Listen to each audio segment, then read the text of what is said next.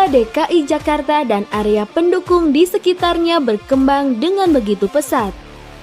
Jutaan masyarakat bermobilisasi setiap harinya. Aktivitas masif yang meluas, arus mobilisasi yang terus memenuhi setiap ruas jalan, dan pengendalian transportasi jalan dan lalu lintas yang terus menjadi pekerjaan rumah pemerintah Provinsi DKI Jakarta dan juga pusat. Oleh karena itu, pemerintah berencana menerapkan congestion pricing, yaitu sistem pengendalian lalu lintas dengan cara berbayar yang dilakukan secara elektronik.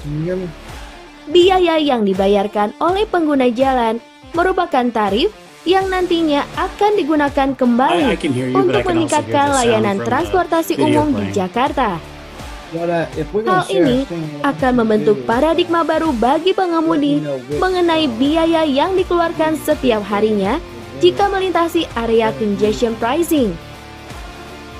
Pengemudi akan mulai membatasi pergerakannya sehingga berdampak pada berkurangnya jumlah kendaraan di kota Jakarta. Namun, dengan congestion pricing saja belum cukup efektif menyelesaikan masalah kemacetan.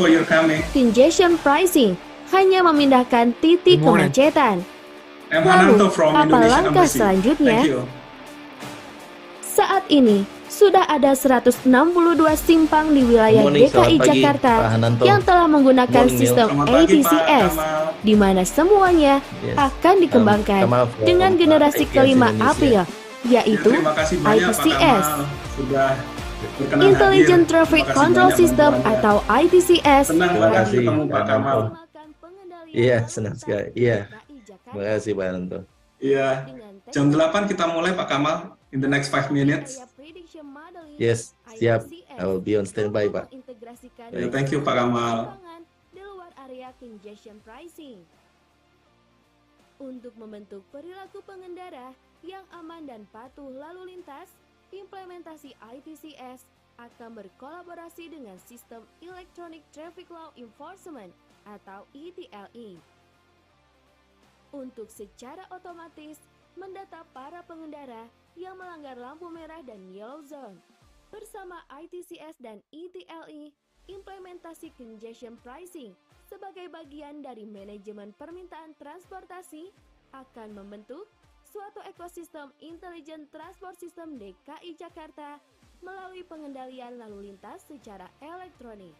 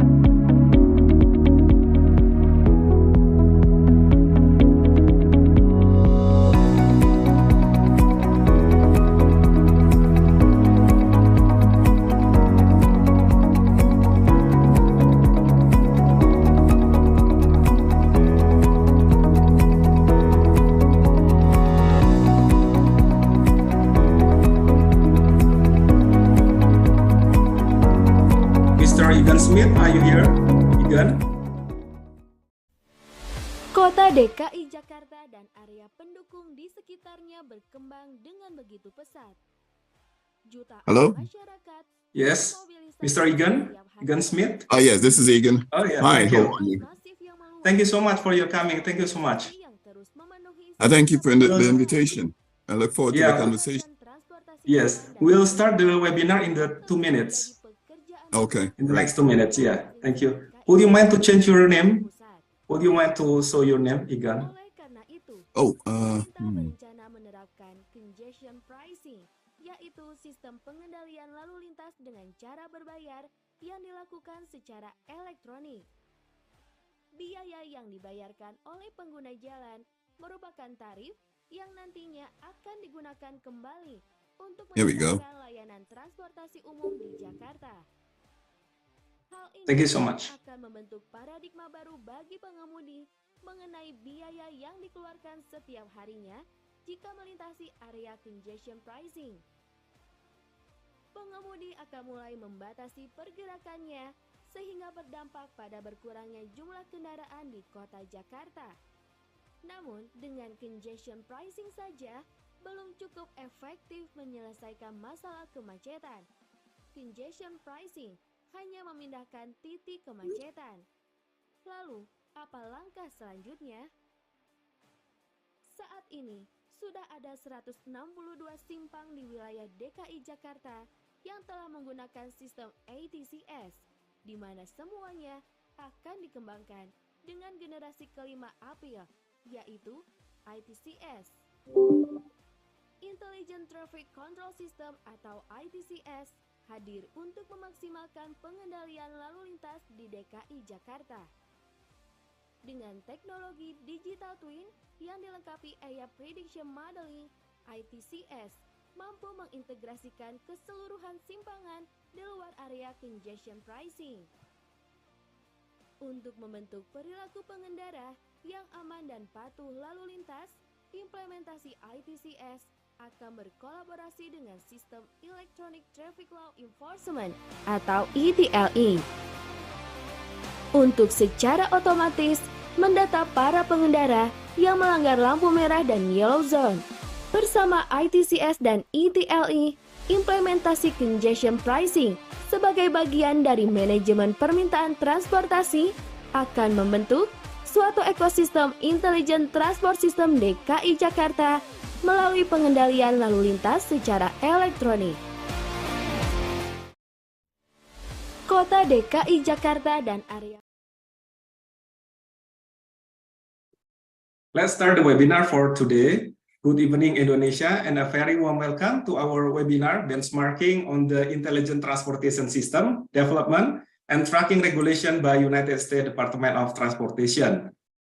Before we begin, allow me to introduce myself. I'm Hananto Prakoso, Transportation Attaché at the Embassy of Indonesia in Washington, D.C. And it is my honor to be your moderator for today's webinar. The Ministry of Transportation of Indonesia has an important role in implementing Intelligent Transportation System, or ITS, which is a transportation system that integrates information system and communications technology with transportation infrastructure, vehicles, and users. Through Ministerial Decree number 76/2021, the implementation of ITS in Indonesia aims at creating a safe, secure, efficient, and environmentally friendly transportation system for Indonesian people. Nowadays, the Ministry of Transportation is preparing a smart, integrated, and environmentally friendly transportation system development as a form of support for the transportation sector for the plan to move the national capital city to East Kalimantan province. The main objective of the development of new capital city is to build a city that is smart, competitive at the global level, as a transformation toward a country based on innovation, technology, and a green economy. To support development in the new national capital city, Ministry of Transportation of Indonesia has prepared the concept of smart city and smart mobility. In 2020, the Ministry of Transportation, through the Direktorat Jenderal of Transportation, has stipulated regulation regarding the normalization guideline for motorized vehicle, trailers, and attached carriages that regulate normalization procedures for vehicle for vehicle committing violation of cargo dimension and weight or oversized overweight trucking regulation. To date, the effectiveness of the regulation issued and implemented by the government remains debatable, whether the regulation has been implemented and provide satisfactory result or not. Evaluation is highly required to find it out, especially in reducing the shortcoming of the truck which break the rule. Also, benchmarking will be an advantage to grasp the best practices performed by other countries in response to the truck offenses. The United States Department of Transportation, or we call USDOT, has released Intelligent Transportation System strategic plan since 2020. The purpose of the plan is to describe the vision, mission, and strategies that are related to ITS development for US Department of Transportation. Today's emerging ITS include automated driving system and data exchange, support cybersecurity, and utilize spectrum and artificial intelligence to meet travelers' needs. American travelers alone derive substantial economic and societal benefit from ITS, estimated at a value exceeding $2.3 billion annually. In this regard, experience from the United States is exceedingly valuable for the Indonesian government.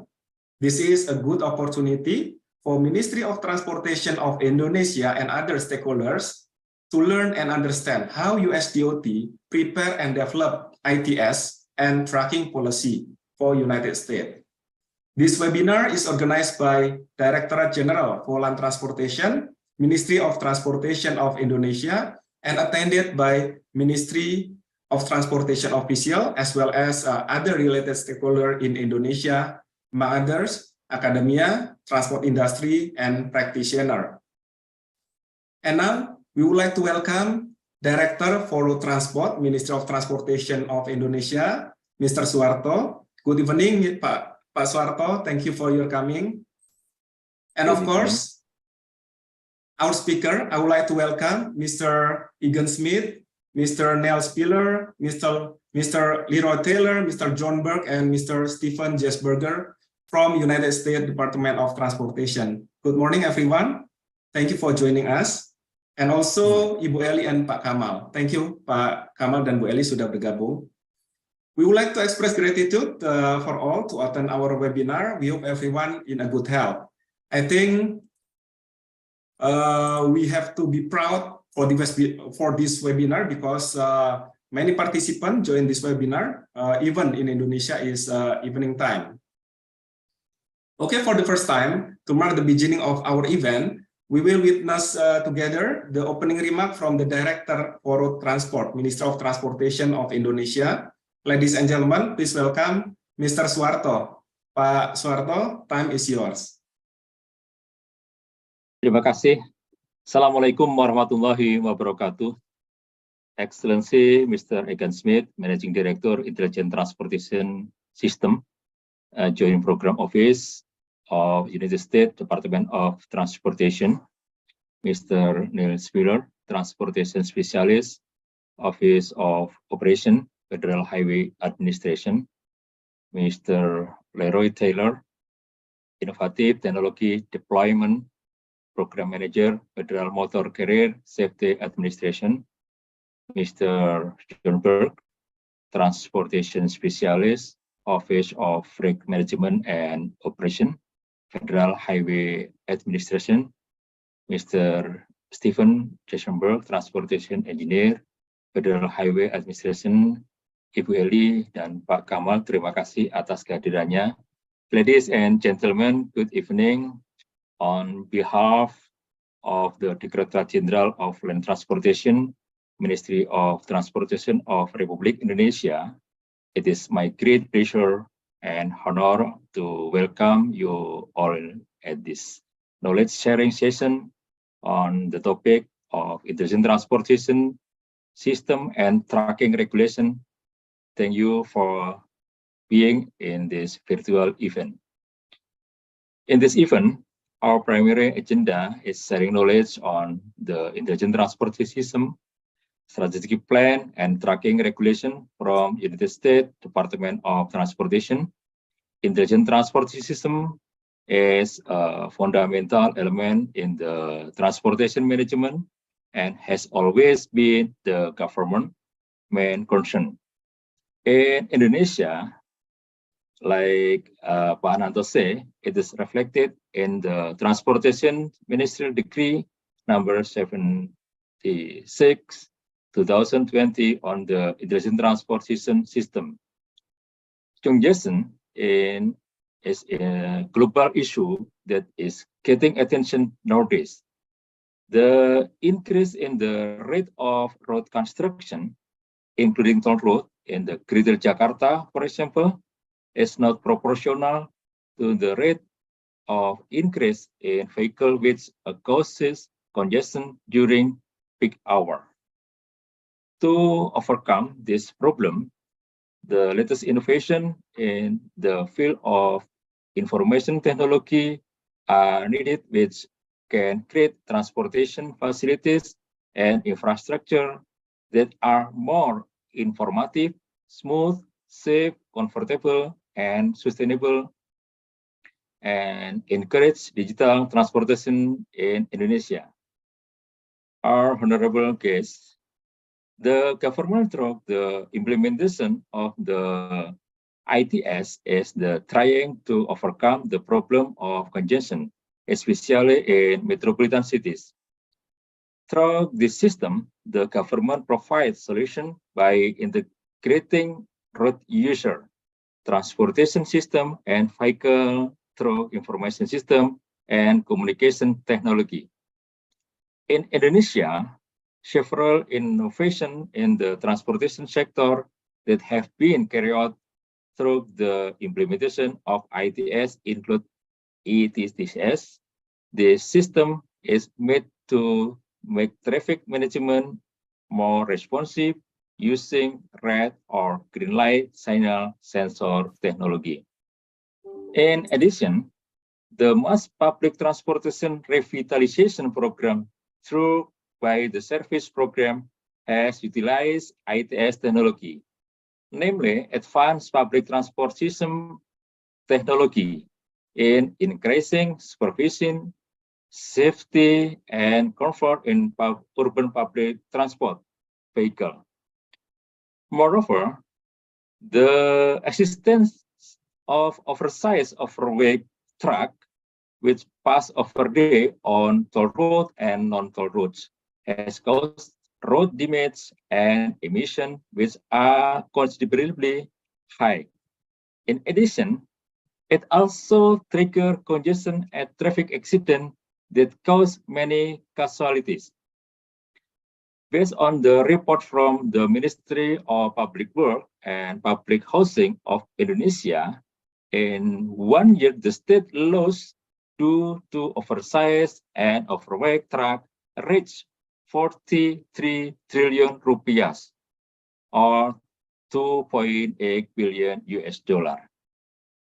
As from seriousness in eradicating oversized and overweight, further, the Ministry of Transportation, in collaborating with the Indonesia Police and the local government, has carried out serious effort, including normalizing vehicle.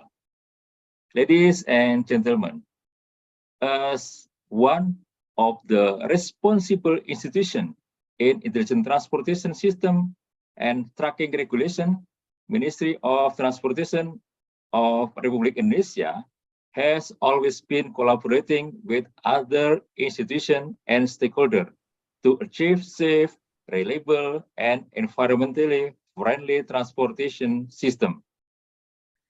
In this regard, Indonesia government, here represented by the Ministry of Transportation, would like to learn from United States, particularly United States Department of Transportation, which has effectively developed the intelligent transport system and tracking policy.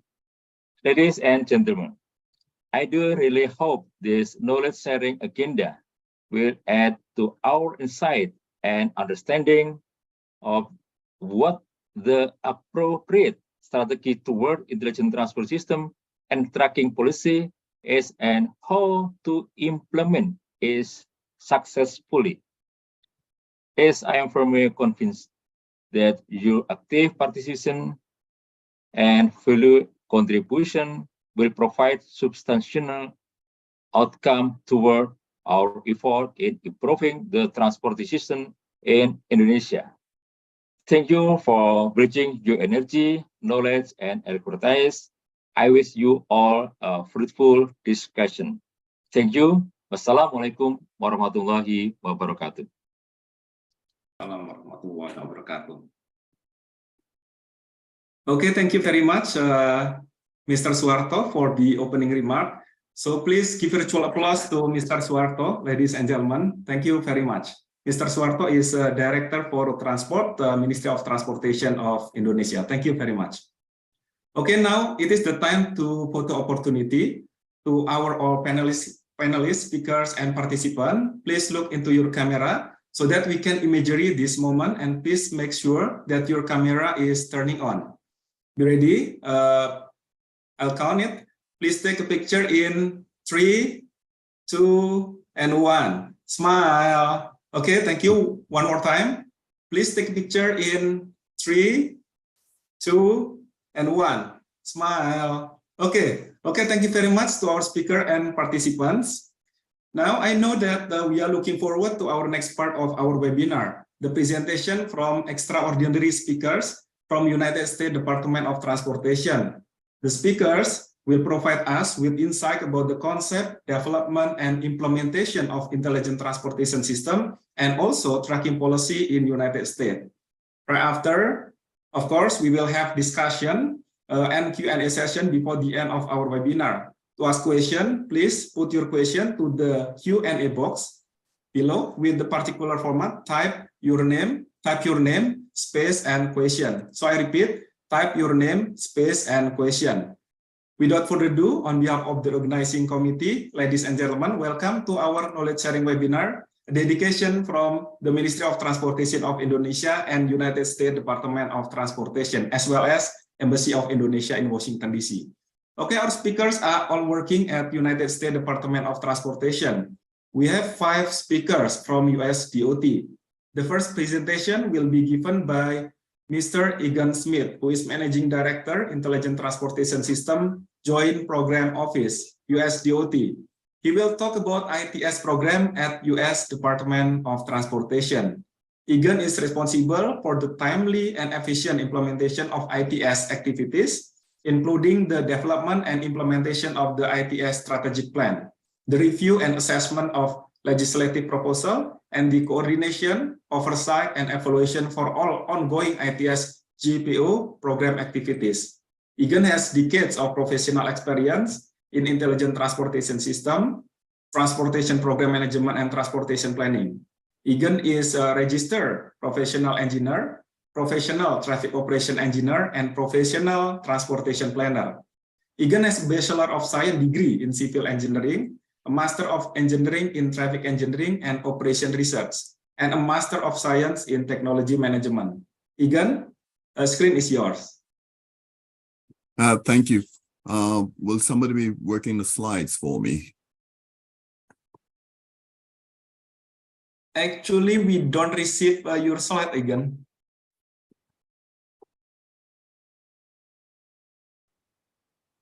Okay.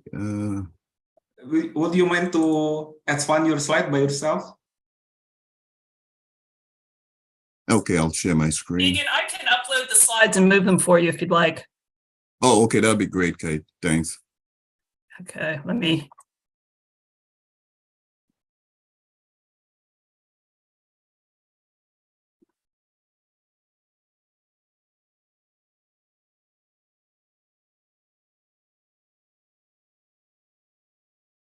Are they showing? Yes, it is. Can everyone see them? Yes. Okay, thanks. I'll jump right in. I know we have a number of panelists and some really great presentations to come. I'm going to provide more or less the brief overview of the ITS Joint Program Office and ITS in general.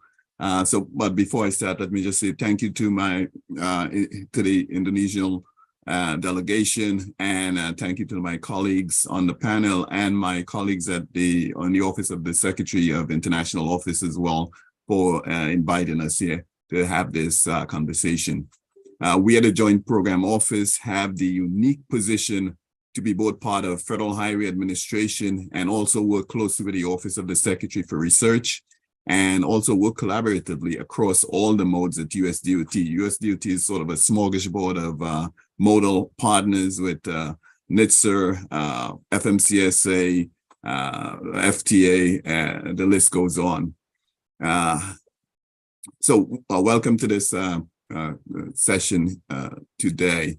In 2022, internally, the JPO had been working on a number of efforts to sort of figure out what our history and our possible futures are.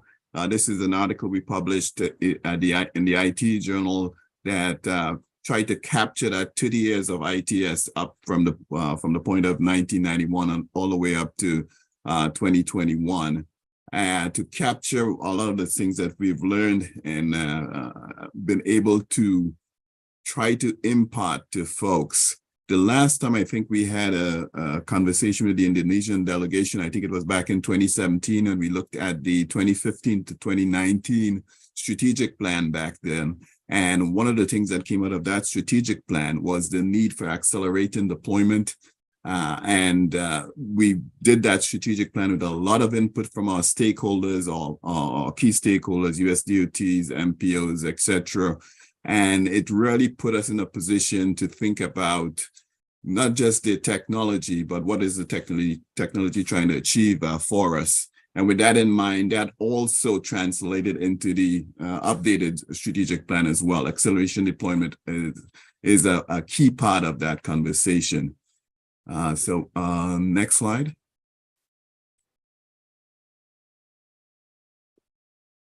I wouldn't spend a lot of time on this. One of the things that I've done with the slideshow as well, I've designed a slide with a lot of text to be informative, and there's an opportunity for folks to read a lot of the content offline too as well. And this goes into a lot of the congressional intent of the ITS Joint Program Office. Next slide.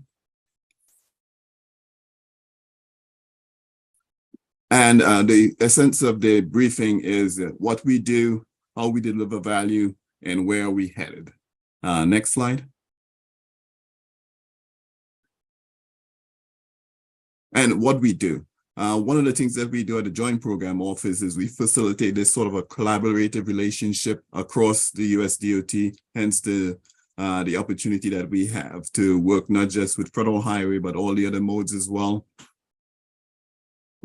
In particularly holding in on ITS and technology development and how it can help move us forward. So we lead a portfolio where we have an investment of, it's been updated to 110 million to actually infuse opportunities into the transportation arena to address ITS. We collaborate with a lot of our USDOT partners in different projects. We assess the feasibility and maturity of benefits of ITS technology, not just the trap value, but we also look to the future with technology as technology is emerging. And we try to accelerate the ITS adoption and deployment via data-driven and evidence-based approaches to technology. So we actually have an evaluation program that actually puts a lot of information online to guide folks on the return on investments too as well. And of course, we demonstrate these opportunities to effectively use next generation ITS under real world conditions with things like our CV pilots, our work in ITS for us, and I'll talk some more about those on the next slide. Next slide. So this is a key to an actionable strategic plan. The 2015 to 2019, as I mentioned, called out for accelerating deployment, and we've included a lot of external stakeholder input into figuring out how we move forward. And one of the things we look at is this full ITS lifecycle leadership opportunity to solve problems worth solving with technology. So it's a question of going around this circle. We will continue to provide a focused role for the department in solving the development and deployment of new technology, as well as adopting, adapting innovative technology from other industries to meet the specific needs of the surface transportation system. And we try to capture this, next slide. So it really all comes together through this full life cycle leadership, not just US DOT, but this partnership, this call to action illustrated here. It can start with looking at possibilities on emerging and enabling technology, for example, looking at next generation communication, or we can look at artificial intelligence. But for example, I'll use next generation communication as an example. We looked at communication between vehicles, connected vehicles. We looked at how, not just the capability, but whether or not it solves a problem worth solving. So we looked at that through coordinating and leading research with Safety Pilot, where we actually had a closed environment where we looked at connected vehicles, whether or not the communication could be made, whether or not the latency was there to make the communication information actionable and really be able to solve some of the crash issues.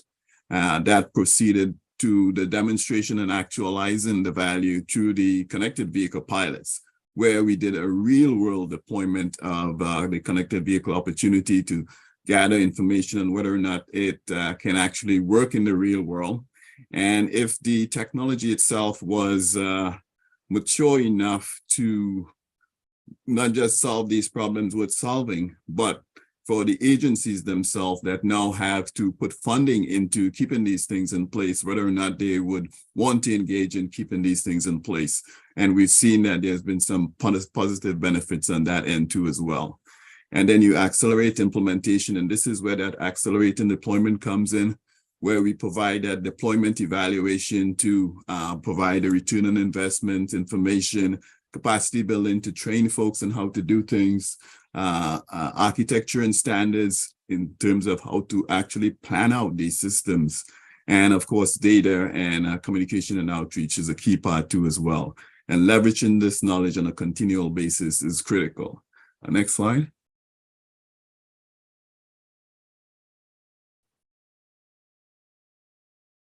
And this is a really good example of what we do, how we go through that life cycle.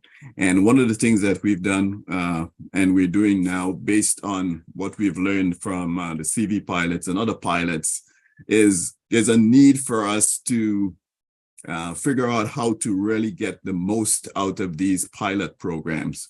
So what we learned from the CV pilots, we've applied to this program that we call ITS for Us, which is a program that looks at a multimodal, multi-year effort to work collaboratively across the modes with OST, FTA, FHWA in different disciplines, civil rights, planning, research, safety, to look at enabling a travel system that addresses the needs of the underserved, folks who may have disabilities.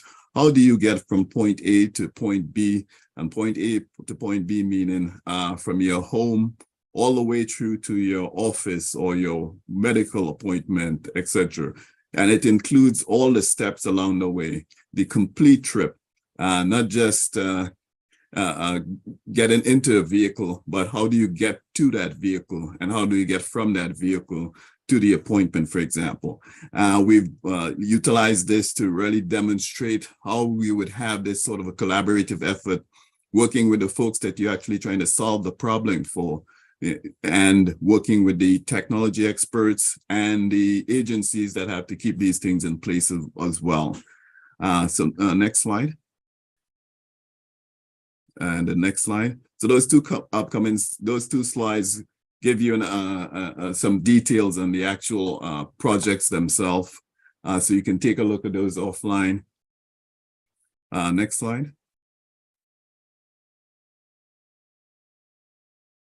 And One of the things that has happened just recently, we've got a new bill out, and what it created for us is an opportunity because it presents a really grant-rich environment.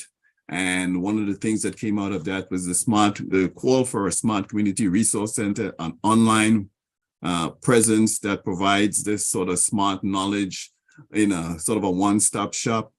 So one of the things we've been doing for the last year or so is trying to create this portal, this entry point into the smart community, taking advantage of all the information that we've been collecting for the last 30 years to present it in a format that can be utilized by folks to go after grant funding in different areas, or just to address the needs that they have to move forward in this technology-rich environment, but also this grant-rich environment where funding is available for folks to take advantage of technology solutions. Next slide. And again, accelerating deployment is key to this. And that's why we've taken advantage of that opportunity to have that online presence to really start to spark the interest of folks. Next slide. And this slide gives you a couple of links to those sites, but it also gives you a link to safety solutions, some trapped value that's there that we're trying to highlight too as well. Next slide. And as I mentioned, connectivity last year, to follow up on making the issue of connectivity real, we held a summit along with our partnership with a number of folks in the stakeholder community, and a lot of great output came out of that. You can read that offline. And the next slide.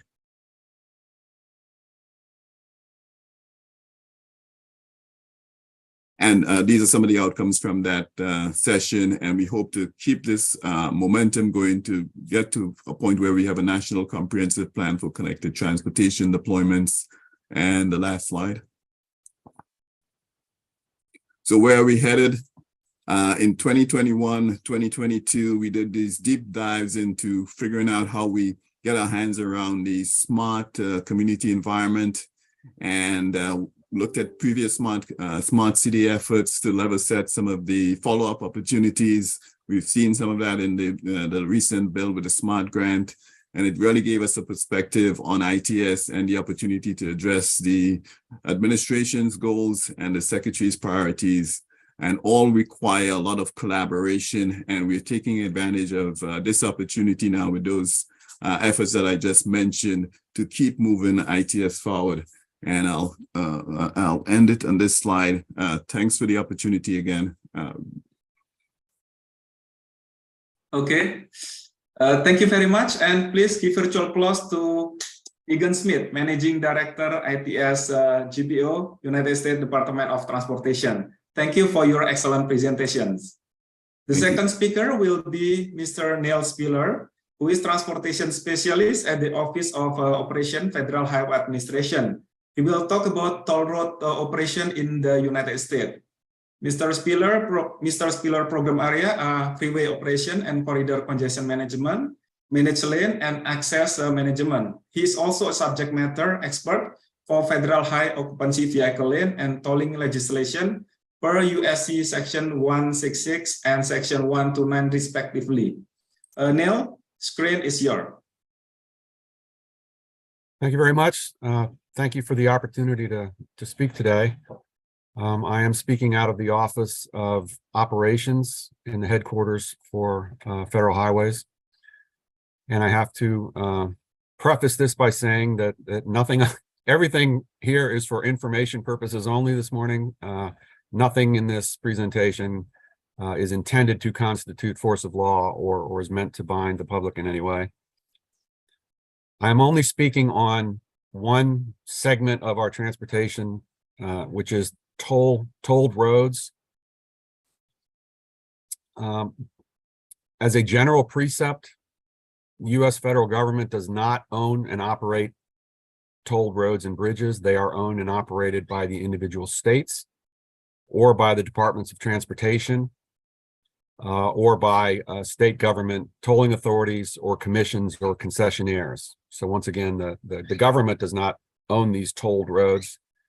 I also have to remind myself to differentiate between the word tolled roads, T-O-L-L-E-D, which speaks to all three of the types of roads that are tolled in the US, and I'll get to those in a moment, against the word toll roads, T-O-L-L, which is one, which in my universe, I consider to be one of the three. So often I will say toll roads, meaning a specific type, and often I will say tolled roads ending in ED, which refers to all tolled roads. Federal government provides stewardship and oversight on these roads in the form of laws and regulations that codify permissions, and these permissions allow the states to operate the roads. They allow the states permissions to toll the roads, and they allow the states permissions that specify how to use the revenue from the toll of those roads. For the most parts, states have autonomy to build and operate these facilities, and again, federal government has oversight. There are certain statutes. Well, let me go back. It is written into the Federal Highway Code that all roads paid for out of the general fund are free of use to any public. However, there are certain statutes that do allow tolling on these otherwise free to use federal aid funded highways. And these statutes allow states the opportunity to do two things through the use of tolling. One is to generate revenue, which can support the road itself, the greater transportation network, and even things off the network like transit. And the second thing that they allow to do, depending on the law, is that they would implement priced managed lanes for the purpose, or for the sole purpose of, or the singular purpose of, congestion management, air quality mitigation, or to promote or enable carpooling programs in the regions. There are 4 separate and distinct tolling programs that allow these exceptions to the free roads. They are codified as Title 23, Section 129, which speaks to toll roads, tunnels, bridges, and ferries. The second one is Title 23, Section 166, which is specific to oversight of HOV lanes and high occupancy vehicle lanes and high occupancy toll lanes, HOV and HOT. The third one is a program called Value Pricing Pilot Program, which for the going forward, the money has been no longer budgeted, but there are states, there is a select few number of states that were prior and grandfathered into the value pricing program, and their grandfathering permissions and their grandfathering funds continue. And the fourth one is something called the Interstate System Reconstruction and Rehabilitation Pilot Program, which is a means of funding roads for tolling purposes on the interstate system. Title 23, 129 and the Interstate Roads Program basically focus on financing those facilities. And the Value Pricing Project Program and Section 166 essentially focus on the congestion management of toll roads. And as I said before, these decisions to toll are made either at the state level through the DOTs, or sometimes through the regional level through the metropolitan planning organizations and quasi-government associations like transportation authorities. Here's a brief background of how many of these roads we have in the US. Again, it's just speaking of tolled roads.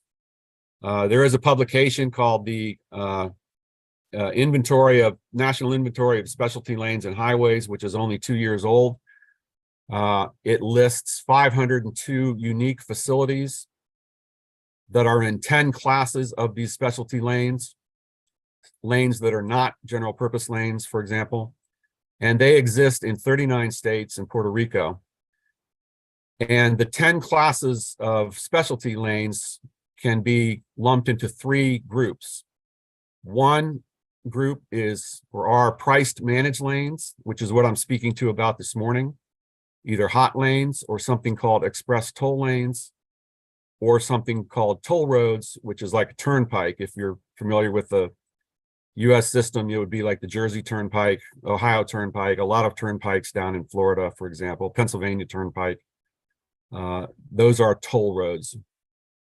And by far, that's the most number of these types of tolled facilities in the US. A second type of lanes are lanes that allow vehicle eligibility. We're not going to be speaking about them other than just to present them to you this morning, but they would be something like truck-only lanes, bus-only lanes, and high occupancy vehicle lanes, in other words, carpool lanes. And the third are specialty facilities that allow permissions, and these would be something on the order of shoulder use, either static use or dynamic use, bus on shoulder lanes, and something called non-tolled express lanes, which is they're not tolled lanes, but these are lanes that exist. If you get on them, you can bypass the weaving and the congestion and the confluence of local entries and exits. So if you're going to be on a highway and your destination is 10 miles or further, then you don't have to go through each of the 1 mile entries and exits of the intervening exits. You can get on these toll lanes and fly by, so to speak. There are 34 states out of the 50 United States, plus Puerto Rico, that have one or more tolled road. 33 of them, so most of them, almost all of them, have something at least called a toll road or a turnpike road. 10 of them have hot lane facilities, 10 of the states, and 6 of the states have something called express toll lanes, which is a facility wherein everybody on the facility is tolled. And the difference here is a hot lane is a subordinate lane on a facility. The rest of the lanes on that facility are general purpose lanes. Sorry, Neil, whereas you have 3 minutes left. You have 3 minutes left. Thank you. Whereas a toll road and an express toll lane facility are facilities wherein every lane is eligible on that facility to be tolled. And these are other numbers here, 328 unique facilities, and roughly 90% of them are operated by state public agencies. The rest are operated by private concessionaires. Here's a map of the states, just to give you a graphical representation of where those 34 states are, plus Puerto Rico. Second thing I'm going to talk about today is something called asset management of these toll roads. Asset management is codified. Federal law requires state DOTs to develop an asset management program. This program was recently amended by the infrastructure bill law to require states to also consider weather and resiliency. Here's a definition of asset management as it's codified in CFR section 515.5. I won't read it for you, but you can go back and read that on your own if you're interested. Transportation asset management plans must identify an inventory, set targets, identify a risk management plan, a financial plan, a life cycle plan, and so forth. There are penalties for states that do not upkeep or submit a transportation asset management plan. Toll roads are not separated out as general assets in this asset management. Toll roads are designed as any other highway, except they simply have appurtenances that allow tolling to exist, like gantries and cameras. Financially, the asset management is responsible to keep these assets in a state of good repair, reflect investment strategies, and set risks and life cycle planning. There's a website, Asset Management for Operations website, which provides an overview of what asset management for operations is all about. There's a second website that just has to do with all publications. So if you want to get a publication about asset management, you can go to this website and do that. Oversized vehicles is the third and last thing I'll be talking about. Federal tolling programs permit classes of vehicles. They do not in and of themselves restrict sizes. Therefore, there would be two stipulations that would do that. One would be the standard federal vehicle height, weight, and purpose laws. The second is that there are specific laws state by state for toll lanes. The most common restrictions are that they restrict tractor trailers, tow and hitch vehicles, and vehicles that are greater than 10,000 pounds. These are three examples. The next slide has three more. In Maryland, they specifically target semi-trailers and trucks. In California, there's a list of vehicles that you can't use on a toll road. In Washington State, you can see that trailers are allowed in certain conditions. Just a couple more slides here. In Colorado, on their facility E470, they are required to have a single trip road permit if you are a large vehicle. Again, that's a facility because that's an express lane facility. In Utah, on the I-15 lanes, vehicles, instead of 10,000 pounds, they use 12,000 pounds. So these laws vary by state, and the states can enact their own specific laws for oversized weight and vehicles on their toll roads. But other than that, a vehicle would have to prescribe to the national regulations. There's one unique toll road regulation that exists in Virginia. It's not by size or weight. Well, it is by size if you consider height, but it's not by the number of axles or weight, it's by the height. And in Virginia, on three unique private concessionaire facilities, if your vehicle is 7 feet or greater, you pay 3 times the toll rate on that facility. I hope that's given you an overview of tolling and toll roads in the United States. Thank you. Okay, thank you very much, Neil, for your presentation. Please give a round of applause to Neil Spiller. Thank you so much.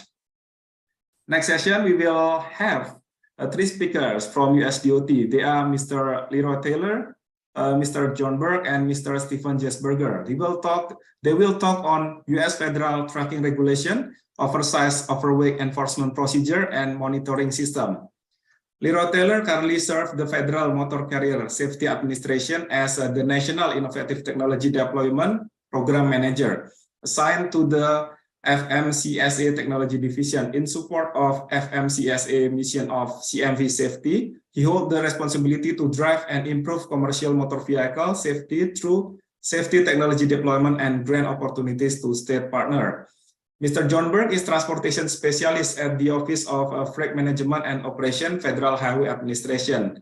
John worked exclusively on track size and weight policy matters for FHWA. He has 34 years of transportation experience with the Federal Highway Administration and the Minnesota Department of Transportation. He is a registered professional engineer in Wyoming and is graduate of the University of Minnesota.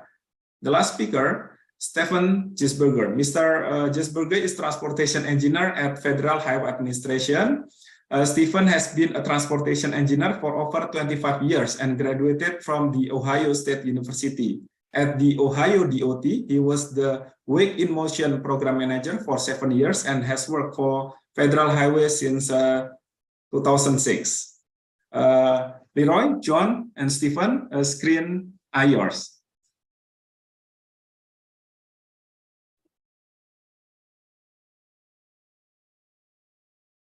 Leroy, we cannot hear you.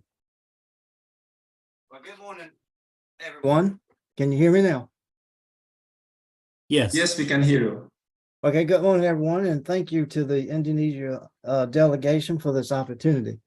I represent the Federal Motor Carrier Safety Administration Technology Division, and this morning in our discussion, I want to talk from the innovative technology deployment perspective, also known as ITD. ITD, innovative technology, supports our safety mission in many ways. To name a few, ITD empowers state to apply cutting-edge technology to the challenge of improving highway safety. ITD provides technology designed to aid enforcement on high-risk carriers and operators. ITD integrates systems to improve accuracy integrity, and verifiability of CMV data shared nationally. ITT improves. Leroy, ITT are you trying to share your screen? Yes. We are not seeing it. We're only seeing your video image. Sorry about that. Let's try it There we go. Yes, now we can see it. Sorry to interrupt you. That's all right. Thank you. We can see your first slide, I believe it is. Let's do that.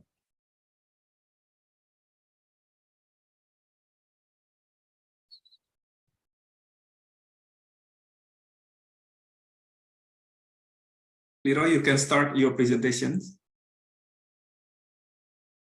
Yes.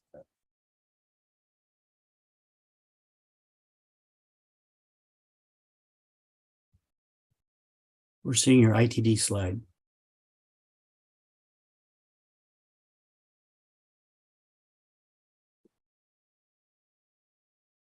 Your regulations. How's that? Is that better? Yes, we we're can seeing see your regulation overview slide.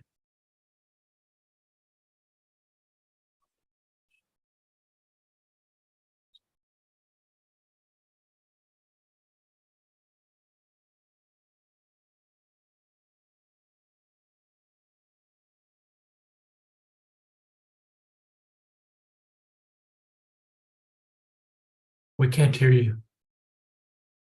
I am trying to.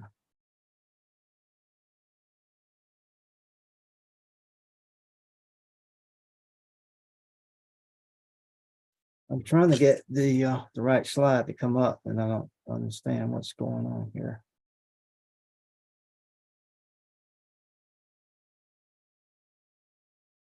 Leroy, we can assist you to advance the slide. You just say next.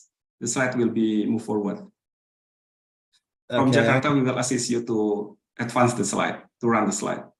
Committee, could you help Leroy to show the slide?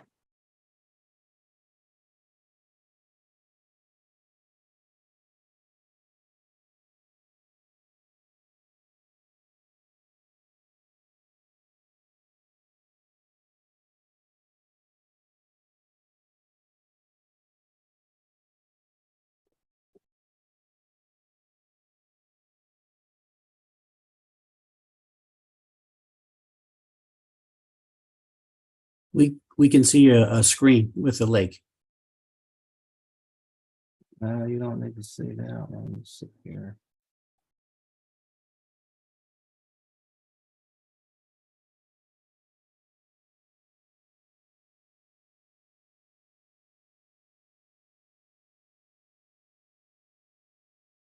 Leroy is still there?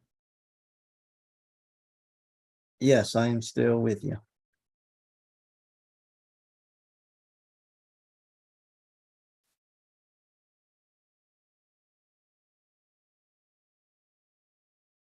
My apologies. It says I'm sharing, but I don't understand. Yeah, we're now seeing slide 1 of 6. ITD is what we see, a blue background with yellow and blue squares. What about that? That's the gantry. ITD with the gantry.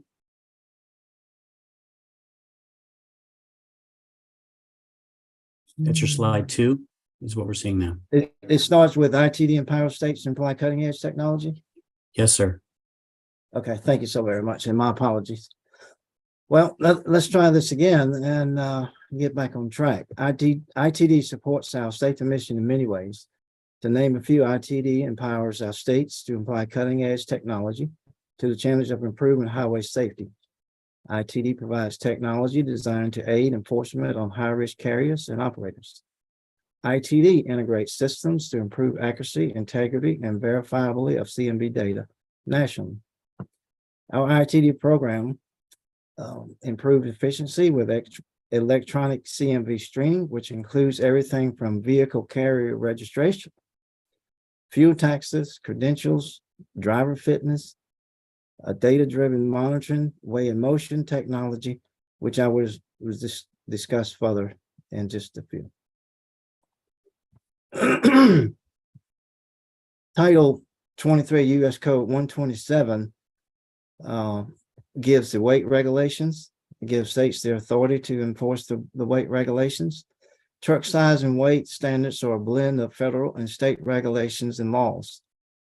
Federal laws control maximum gross vehicle weights and actual loads on the interstate systems. Federal limits are 80,000 pounds gross vehicle weight, 20,000 pounds on the single axle, and 34,000 pounds on a tandem axle group. There are also federal standards for length and width on our national network. The national network comprises the interstates and certain roads designed by the states. Although states have laws that govern height, there are no federal heights limits. In the state of South Carolina, where I previously worked, the height limits are 13 feet, 6 inches. So how do we maintain uniformly compliance across the states? Part 657 of the regulations requires each state to certify to the Federal Highway Administrator before January 1 of each year that it is enforcing all state laws regarding the maximum vehicle size and weight. So monitoring system uses a permanent weigh station and weigh in motion technology. To effectively fulfill our safety mission, technology assists in identifying unsafe drivers, carriers, and overweight vehicles. The FMCSA Innovative Technology Program provides states with funding and resources to deploy monitoring systems. These monitoring systems create uniformly and improve safety data. More specifically, for our discussion today, I would like to give a high-level view on some of the ITD monitoring systems. Number one, messaging systems allow enforcement personnel to keep commerce moving by not creating slowdowns or backups by requiring all vehicles to pull into the weigh station to be evaluated. These technologies allow states to do more with less physical bodies while identifying those vehicles with improper credentials, those with bad safety ratings, faulty equipment, those carriers operating without service orders, and operators who are operating over the size and weight laws. I like to refer to this approach as a data-driven approach to commercial motor vehicle safety enforcement. Monitoring systems utilization of permanent weigh station with weigh in motion technologies go hand in hand, creating an effective tool for monitoring, identifying, and timely notification of those not in compliance. It's a one-stop shop for motor carrier safety and infrastructure protection. This electronic screening technology used while the vehicle is in motion and can alert or provide an indicator of electronic screening system real time.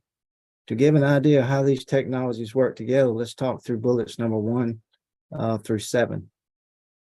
Signage is important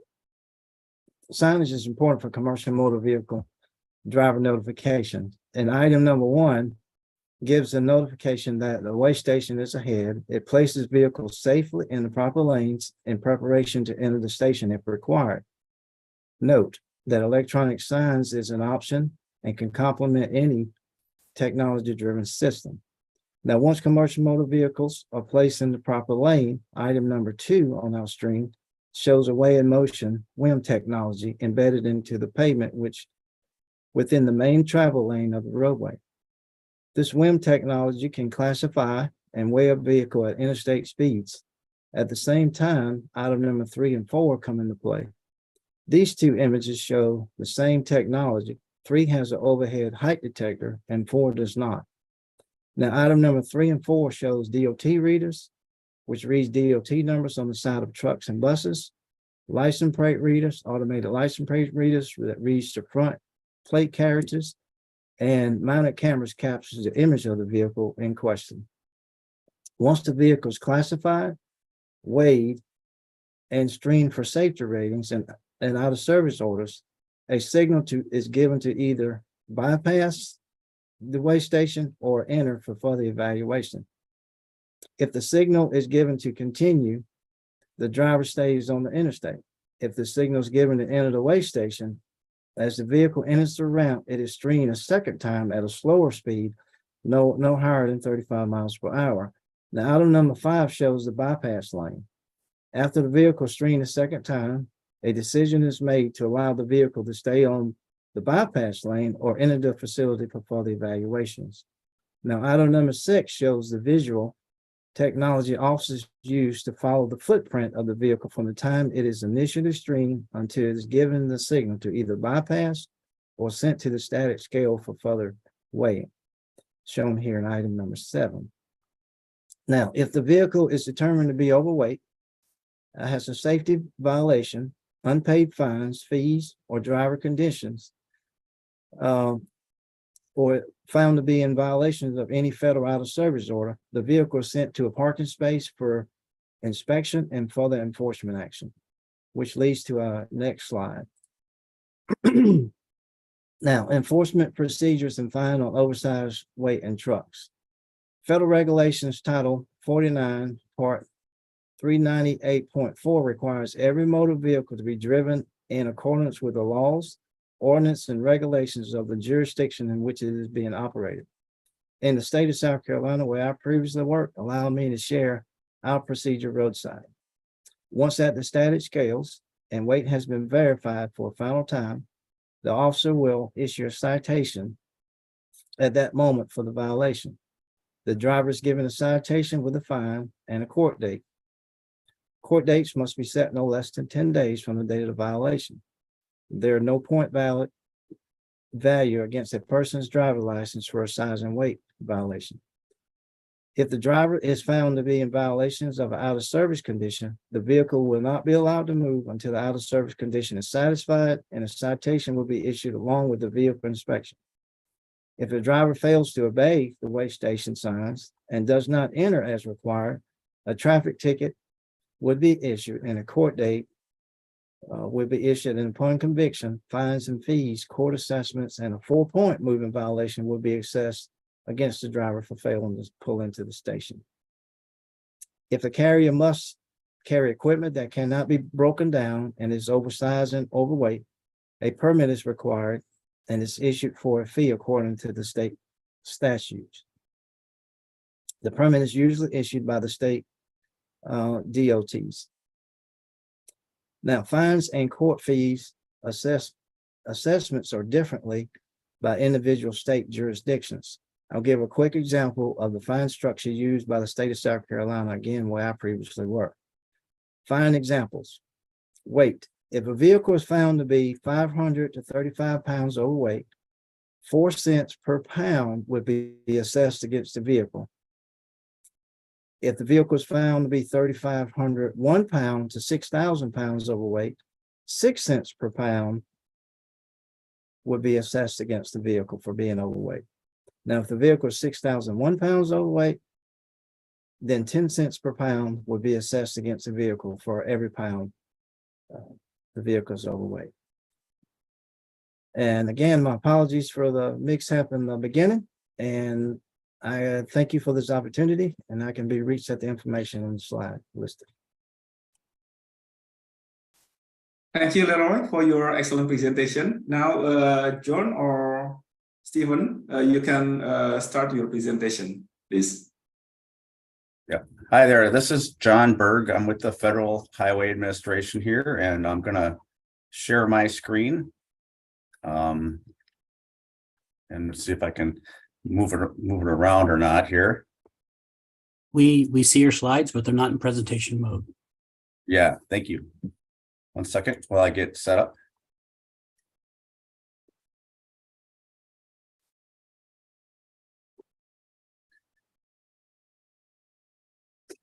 Okay. Now we can see your first slide in presentation. Thank you. So my name is John Berg again. Thank you very much for the opportunity to speak about truck size and weight regulations in the United States. I have the same disclaimer here. This is important because our truck size and weight regulations are 70 pages long, and in our slide deck, you can't put 70 pages worth of specific requirements, and we paraphrase and we make general statements. So that disclaimer is kind of important. So I want to talk today about policy and regulations on truck size and weight, and then also law enforcement procedures and fines. Leroy talked a little bit about this. So at Federal Highway Administration, we have a vehicle size and weight program. It's a federally program. It's run out of the Office of Operations, the same office as Neil Spiller. And we ensure that there's a program for the states to enforce the commercial motor vehicle size and weight limits. And this is very important because we know we have studies that show overweight trucks do damage to their roads and bridges. So this is mainly to preserve our infrastructure. And we also know that overweight trucks are generally, they're less safe. A lot of we have studies that show overweight trucks also have brake problems. There's a correlation with braking problems. So we know if we can keep the legal trucks on the road, our roads will be safer. So that's another important reason why we have a program. So our size and weight program, we have laws, we have regulations, and then we have guidelines in the United States. Here, I just list out where you can find our laws. The first bullet here, part 657 is our certification and our plan requirements. 658 is the actual law regulations for the size and the weights of the trucks. You can also find that's our regulations there. And our width and length laws are actually found in a different part of our U.S. code. It's code Title 49. So our program includes state enforcement activities, and we have reporting requirements. Our truck size and weight laws date back to 1956. So we've been doing this for a long time. And over time, we've made adjustments. We have layered on over time different types of requirements for weights and sizes. Sorry about jumping around there. So we have two agencies that are involved with size and weight, the Federal Highway Administration and FMCSA, which is Federal Motor Carrier, who Leroy is with. The FMCSA has about 1,000 employees, and they're kind of the front line to our truckers and our trucking industry. And they are, so they can also speak to the Federal Highway Administration's rules and regulations. At the Federal Highway Administration, I'm a single person that works with the trucking regulations. However, FMCSA has most of the other trucking regulations regarding like truck braking, regulations for the vehicle and the driver. But how we do this program in the United States is we have the state DOTs actually do the enforcement on the road. And then also there are some, but not all, local agencies such as cities and counties that also have size and weight programs. So again, this is an important point, is I don't actually weigh trucks on the road and check them. That is our State Department of Transportation. So we have a system set up to assist and requirements for the states to enforce the truck limits on the roadways. I just also like to make a point too, that I'm talking about truck size and weight in general, not specifically to toll roads. As Neil mentioned, there are very specific requirements for toll roads, and we do have those in our regulations. We have specific requirements, and then we have general requirements. But I'm speaking more today on our general requirements for truck size and weight on all types of roads. So again, the state agencies, they actually do the enforcement. They actually develop a federally required state enforcement plan. And they also run the permitting of oversized, overweight trucks. They run the permitting programs. So if you're a trucker and you have an oversized or overweight truck, you have to get a permit from each state that you're operating through. That's how it runs in the United States. We don't have one just general federal permit. And again, we do have some cities and states that do enforcement and also permitting. So they're also under this broader federal requirement to enforce truck weight limits. So Leroy covered some of this. There, we enforce truck size, the overall vehicle length, trailer length, vehicle width. We also have vehicle weight limits for axles, for gross weights. We have something in the United States called a bridge formula that the truckers have to be compliant with. And then again, we have two main different systems of roadways on something that we call the national network, which includes our interstate system, but it includes other roadways that the states identified actually back in 1991. It's called a national network. That's where our size limits apply, and size being length and width. And as Leroy mentioned, there are no federal height requirements. That's done by the states. And on the right side, there's a little more detail on what this national network is. Our size limits are mainly actually for our truck, tractor, semi-trailer. We have a minimum length for the semi-trailer.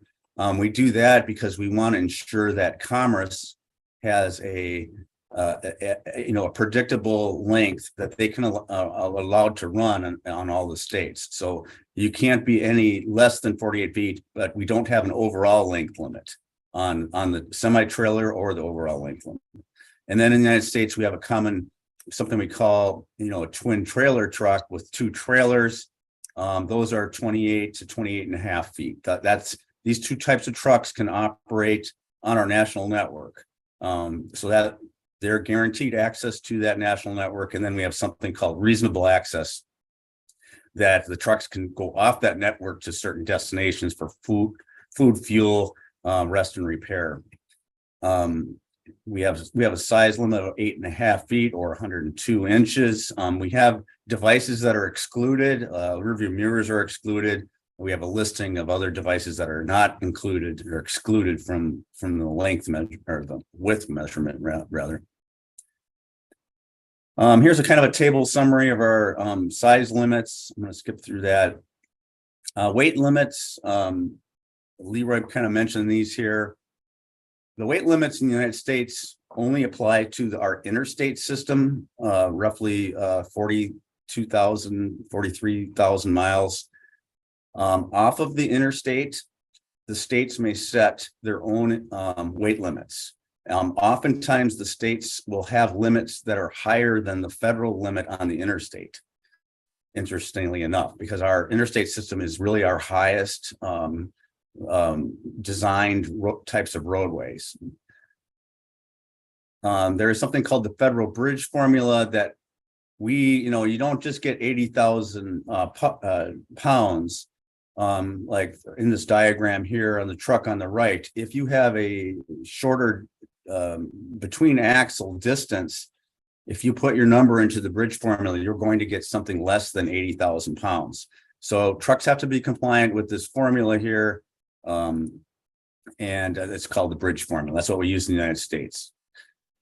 So there's some other things here. Back in 1991, we had larger vehicles and longer and heavier vehicles that we froze in time. We said to the states, you cannot have any longer or heavier vehicles. There's something called the longer combination vehicle freeze. And we actually captured that in our regulations. So we have some states that have triple trailers. So back in 1991, the states are allowed to keep those triple trailers, but if other states didn't have those, they cannot add them now. We also have some items for special permits during national emergencies. States can issue permits for something we call divisible loads, like water bottles, things like that, or other supplies.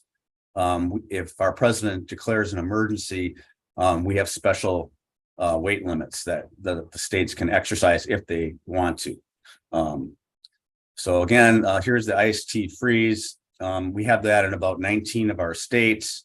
Again, it includes weight as well. So I think Neil mentioned there are, and this does apply, this provision kind of does apply to our some of our toll roads. They are allowed heavier weights. And again, we have all this, the heavier weights are codified in our regulations, and they are in Appendix C as in cat. So I mentioned there's only one federal highway person, but that's in our headquarters office. We have division offices in each state, and we have truck size and weight representatives in those offices that work with our states, develop an annual enforcement plan, and then they also evaluate the program. An enforcement plan, is the state strategy, and it's 1 year long on how they're going to enforce trucks, what they want to use for weigh stations. The key elements are their facilities and equipment, their agency and personnel, their practices and procedures, and that includes procedures for permitting, hours, operations for their weigh stations, and then we have provisions for their goals of their program. If they have weigh stations, their goals can be how they're going to maintain them and rebuild them over time. And some states have a system of projects to upgrade their weigh stations, because over time, it's technology, so technology needs to be upgraded and maintained. Buildings need to be modernized after so many years. They need attention. So those types of things are in this enforcement plan. Our division offices review and approve those each year. Each year, the state certifies to the Federal Highway Administration that they are complying with the federal weight laws and the size laws.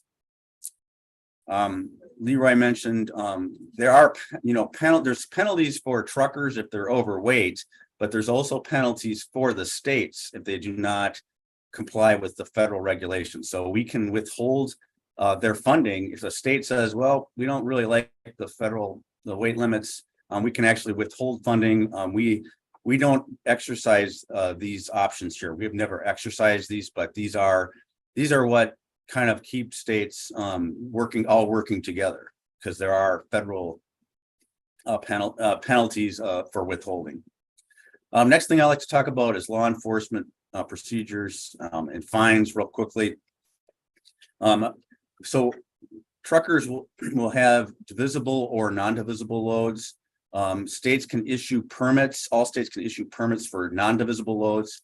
If you think of a non-divisible load as a large windmill or a generator, those are things you cannot break down.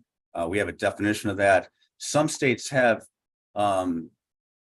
authority to issue permits for divisible loads based on grandfather clauses. And these grandfather clauses are when we put the federal regulations into effect. If the states allowed permits for divisible loads at that time, they could continue to do that.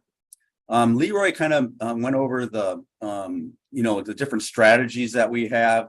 In the picture on the left, you have some, looks like portable scales that just weigh individual axles. On the picture on the right is a fixed weigh station in the United States. It weighs the whole truck. It can give you the gross weight. It can also give you individual axles. And Leroy kind of covered this.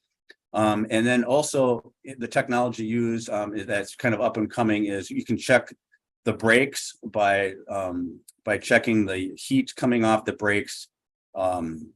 That's another type of technology that's not really size and weight, but these are some of the things that FMCSA works with to make sure our brakes are not overheating. And if they're overheating, then we can do an inspection of those. States use fixed weigh stations. They use mobile enforcement teams. When we open, the truck stations are not always open 24/7, but when they do open, truckers will often use bypass routes. They will exit the interstate and take other routes. So some states have monitoring off of the interstate, especially when they have the weigh stations open.